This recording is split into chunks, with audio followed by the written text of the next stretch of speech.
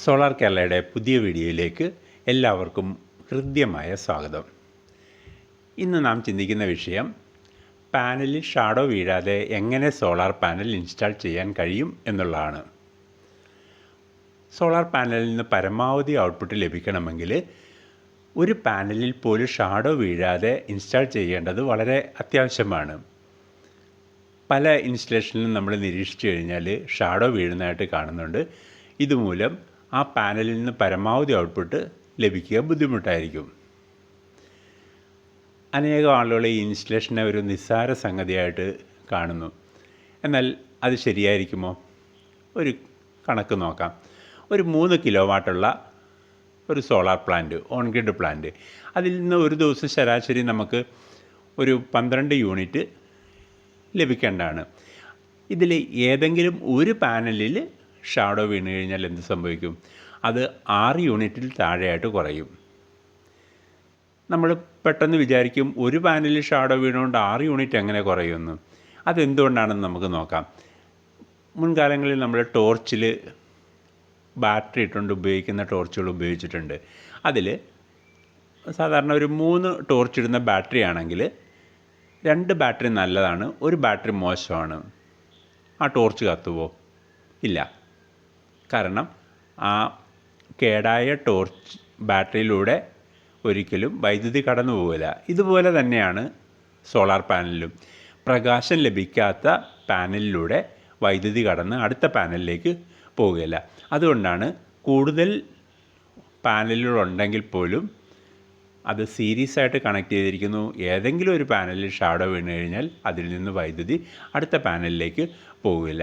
ഇതുകൊണ്ടാണ് നമുക്ക് ഇത്രമാത്രം വൈദ്യുതി കുറയുന്നത്. നമ്മൾ പാനലിൽ ഷാഡോ വീഴാതിരിക്കാനായിട്ട് എന്ത് ചെയ്യണം?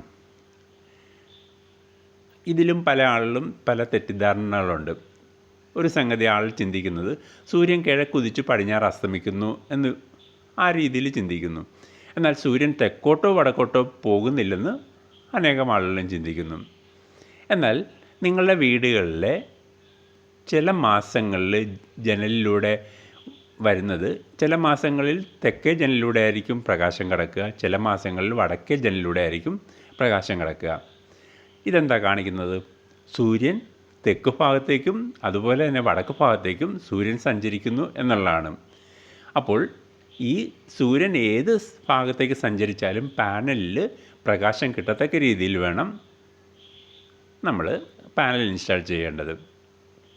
നമ്മളെങ്ങനെയായിരിക്കും അതിനുവേണ്ടി കാര്യങ്ങൾ ക്രമീകരിക്കുക? സാധാരണഗതിയിൽ ഡിസംബർ 21-ാം തീയതി സൂര്യൻ തെക്ക് ഭാഗത്ത്, മാർച്ച് 21-ന് മധ്യഭാഗത്ത്, ജൂൺ 21-ന് വടക്ക് ഭാഗത്ത്, സെപ്റ്റംബർ 21-ന് വീണ്ടും മധ്യഭാഗത്ത്, അങ്ങനെ സൂര്യൻ തെക്കോട്ടും വടക്കോട്ടും സഞ്ചരിച്ചുകൊണ്ടിരിക്കും. ഈ ഒരു രീതിയിൽ എല്ലാ സമയങ്ങളിലും പാനലിൽ വെളിച്ചം കിട്ടത്തക്ക രീതിയിലാണ് നമ്മൾ സാധാരണഗതിയിൽ ഇൻസ്റ്റാൾ ചെയ്യുന്നത്. ഇനി ഈ ഒരു കാര്യം ചെയ്യുന്നതിന് നമ്മൾ എന്തൊക്കെ ചെയ്യും? സാധാരണഗതിയിൽ കിഴക്കും പടിഞ്ഞാറും മാത്രം ഷാഡോ നോക്കിയാൽ മതിയോ? പോരാ. നമ്മൾ തെക്ക് ഭാഗവും വടക്ക് ഭാഗവും ഷാഡോ നോക്കിയിട്ട് വേണം പാനൽ ഇൻസ്റ്റാൾ ചെയ്യാൻ. ഇത് എങ്ങനെ ഇൻസ്റ്റാൾ ചെയ്യും? നമ്മുടെ പാനലിന് തൊട്ടടുത്ത് മരങ്ങളോ കെട്ടിടങ്ങളോ ഒക്കെ ഉണ്ടെങ്കിൽ എങ്ങനെയായിരിക്കും നമ്മൾ ആ പാനൽ ഇൻസ്റ്റാൾ ചെയ്യുക? നമുക്ക് നോക്കാം. ഒരു പാനൽ കുറച്ച് പാനൽ വെച്ചിരിക്കുന്നു. അതിൻ്റെ 4 ഭാഗത്തും മരമുണ്ട്. ഒരു മരത്തിന് 10 മീറ്റർ ഹൈറ്റ്, ചുറ്റുവട്ടത്തുള്ള 4 മരത്തിനും 10 മീറ്റർ ഹൈറ്റ്. നമ്മളുടെ പാനലും മരവും തമ്മിലുള്ള അകലം എത്രമാത്രമായിരിക്കണം? അതായത് 1 മീറ്ററിന് 1.5 മീറ്റർ ഷാഡോ വരുന്ന രീതിയിലായിരിക്കണം നമ്മൾ കാൽക്കുലേറ്റ് ചെയ്യേണ്ടത്. അതായത് 10 മീറ്റർ ഹൈറ്റ് ഉണ്ടെങ്കിൽ പാനലും മരവും തമ്മിൽ 15 മീറ്റർ അകലമുണ്ടായിരിക്കണം. അപ്പോൾ കിഴക്ക് ഭാഗത്ത് ഗ്യാപ്പ് 15 വേണം, പടിഞ്ഞാറ് ഭാഗത്ത് ഗ്യാപ്പ് 15 മീറ്റർ വേണം, തെക്ക് ഭാഗത്ത് 15 മീറ്റർ വേണം. എന്നാൽ വടക്ക് ഭാഗത്ത് നമുക്കൊരു 5 മീറ്റർ മതി. കാരണം എന്ന് പറഞ്ഞു കഴിഞ്ഞാൽ നമ്മുടെ കേരളത്തിൽ തെക്കൻ ചായ്വ് കൂടുതലാണ്, വടക്കൻ ചായ്വ് കുറവാണ്. അതുകൊണ്ട് വടക്കൻ ചായ്വ് കുറവായതുകൊണ്ട് നമുക്ക് വടക്ക് ഭാഗം മാത്രം ഒരു 5 മീറ്റർ, അതായത് 1 മീറ്ററിന് നമ്മൾ 1/2 മീറ്റർ എന്നുള്ള ഗ്യാപ്പ് ഇട്ട് വെച്ചാൽ മതി.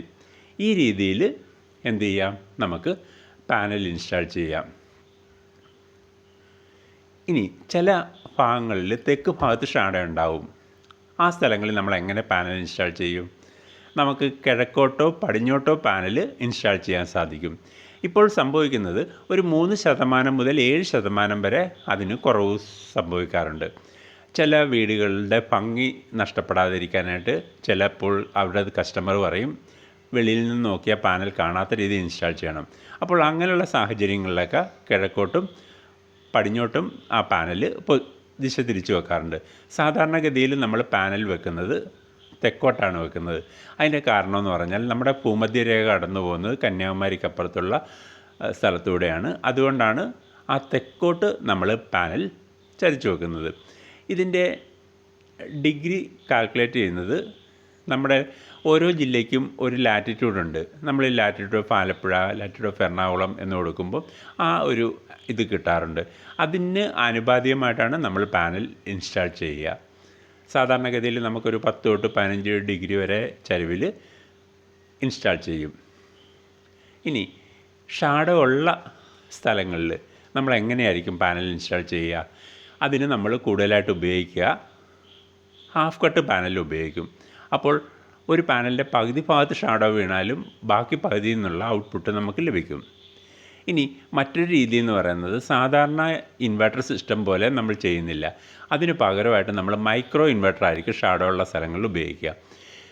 അപ്പോൾ അതിൻ്റെ പ്രത്യേകത, സാധാരണ ഒരു ഓൺ ഗ്രിഡ് ഇൻവെർട്ടറിൽ പാനൽ സീരീസ് ആയിട്ട് കണക്ട് ചെയ്യുമ്പോൾ മൈക്രോ ഇൻവെർട്ടറിൽ പാരലായിട്ടായിരിക്കും കണക്ട് ചെയ്യുക. ഇതുമൂലം നമുക്ക് ഒരു 9 പാനൽ സീരീസ് കണക്ട് ചെയ്തിരിക്കുന്നു. ഒരു പാനലിൽ ഷാഡോ വീണാൽ 9ൻ്റെയും ഔട്ട്പുട്ട് കുറയും. എന്നാൽ ഇവിടെ മൈക്രോ ഇൻവെർട്ടറിലാണെങ്കിൽ ഈ 9 പാനലായിട്ട് കണക്ട് ചെയ്യുന്നു. ഒരു പാനലിൽ ഷാഡോ വീണ് കഴിഞ്ഞാൽ ആ ഒരു പാനലിൻ്റെ ഔട്ട്പുട്ട് മാത്രമേ കുറയുള്ളൂ. അതുകൊണ്ട് ഇങ്ങനെയുള്ള സാഹചര്യങ്ങളിൽ നമ്മൾ മൈക്രോ ഇൻവെർട്ടറുകൾ ആയിരിക്കും അതിനു വേണ്ടി ഉപയോഗിക്കാം. കൂടാതെ ഒപ്റ്റിമൈസർ ഉള്ള സോളാർ ഇൻവെർട്ടറുകളുണ്ട്. അത് നമുക്ക് ഉപയോഗിക്കാൻ സാധിക്കും. അതും ഇതേപോലെ ഷാഡോ ഉള്ള സ്ഥലങ്ങളിൽ ഔട്ട്പുട്ട് വളരെയധികം കുറയാതിരിക്കാൻ തക്കവണ്ണം അങ്ങനെയുള്ള കാര്യങ്ങൾ ക്രമീകരിക്കും. ഇനി പാനലിൽ ഷാഡോ വീഴുന്നത് വേറെ എന്തെങ്കിലും പ്രശ്നങ്ങളുണ്ടാക്കുമോ? സ്ഥിരമായിട്ട്, അതായത് വളരെ ദീർഘനാൾ, ചെറിയ കാലമുള്ള അല്ല, വളരെ ദീർഘനാൾ പാനലിൽ ഷാഡോ വീണ് കഴിഞ്ഞാൽ അവിടെ മൈക്രോ ക്രാക്കിങ് ഉണ്ടാകാനുള്ള സാധ്യതയുണ്ട്. അല്ലെങ്കിൽ ഹോട്ട്സ്പോട്ട്, പല രീതിയിലുള്ള പല പ്രശ്നങ്ങൾ അവിടെ ഉണ്ടാകാനുള്ള സാധ്യതയുണ്ട്. ഇത് കൂടുതലായിട്ടും ഹോട്ട്സ്പോട്ട് ആണ് സാധാരണഗതിയിൽ ഉണ്ടാകുന്നത്. മൈക്രോ ക്രാക്കിങ് സാധാരണഗതിയിൽ സംഭവിക്കുന്നതെന്ന് പറഞ്ഞു കഴിഞ്ഞാൽ പാനൽ എടുക്കുന്ന രീതി, അത് ഇൻസ്റ്റാൾ ചെയ്യുന്ന കാര്യങ്ങളിൽ ശ്രദ്ധയില്ലാതെ, കാരണം അതിൻ്റെ സെല്ലിൻ്റെ തിക്നെസ് വളരെ കുറവാണ്. അതുകൊണ്ട് വളരെ ശ്രദ്ധാപൂർവം കൈകാര്യം ചെയ്യേണ്ടതാണ്. അതിൻ്റെ കനമെന്ന് പറയുന്നത് 0.006 ആണ്, മൈക്രോൺ തിക്നെസ് ആണ്. അതുകൊണ്ട് വളരെ ശ്രദ്ധാപൂർവം വേണം പാനൽ ഇൻസ്റ്റാൾ ചെയ്യാനായിട്ട്. ഇപ്പോൾ നമ്മൾ ഒരു പാനൽ എങ്ങനെയാണ് ഷാഡോ ഫ്രീ ഏരിയയിൽ ഇൻസ്റ്റാൾ ചെയ്യേണ്ടത്, എങ്ങനെയൊക്കെ ചെയ്യണം, ഏതൊക്കെ കാര്യങ്ങളാണ് ഷാഡോ ഒഴിവാക്കാൻ എന്നുള്ള കാര്യങ്ങളാണ് നമ്മൾ കണ്ടത്. നിങ്ങൾക്ക് ഈ വീഡിയോ ലഭിക്കുന്നത് സോളാർ ടെക് ട്രെയിനിങ് അക്കാദമിയിൽ നിന്നാണ്. ഈ അക്കാദമി സോളാർ ഇൻസ്റ്റാൾ ചെയ്യാനുള്ള പരിശീലനം കൊടുക്കുന്നു. അതുകൂടാതെ പൊതുജനങ്ങൾക്ക് പ്രയോജനകരമായ വീഡിയോകളും ലഭ്യമാക്കുന്നു. ഇത്രയും സമയം ഈ വീഡിയോ ശ്രദ്ധിച്ച നിങ്ങൾക്ക് ഓരോരുത്തർക്കും നന്ദി പറയുന്നു.